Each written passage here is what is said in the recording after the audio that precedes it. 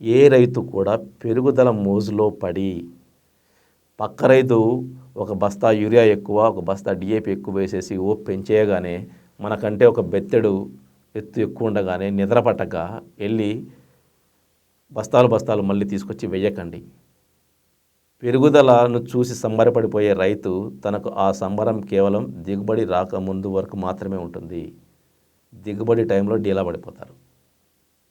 కాబట్టి పెరుగుదల కోసం మీరు పైరును వేసుకోకండి. మనకు పునరుత్పత్తి శక్తి బాగా ఉండాలి, మొక్కలో దిగుబడి బాగా రావాలి, కాయ సైజు బాగా రావాలి, నాణ్యత బాగా ఉండాలి. ఇది మనకు కావాల్సింది, మన ధ్యేయం అది. మొక్క పెరగడానికి ఒత్తిడి పెట్టకండి. ఎప్పుడైతే మనం మొక్క మీద ఒత్తిడి పెడతామో అది పునరుత్పత్తి శక్తిని కోల్పోతుంది.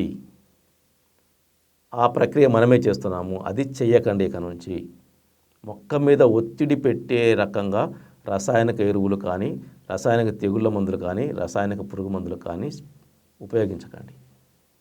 సూడోమోనాస్ ఫ్లోరోసెన్స్, బ్యాసిలస్ సబ్టిలిస్ పిచికారీ చేసేటప్పుడు తెగుళ్ళ మందులు వాడకండి. ఎందుకంటే ఆ తెగుళ్ళ మందు ఎప్పుడైతే మీరు కలిపారో ఆ డ్రమ్లోనే బ్యాక్టీరియా చనిపోతుంది.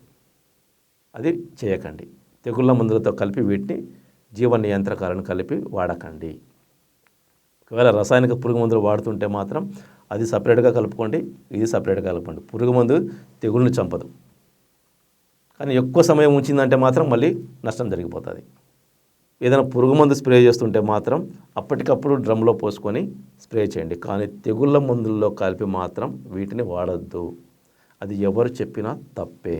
వ్యాపారం కోసం ఎలా పడితే అలా చెప్తూ ఉంటారు చాలామంది.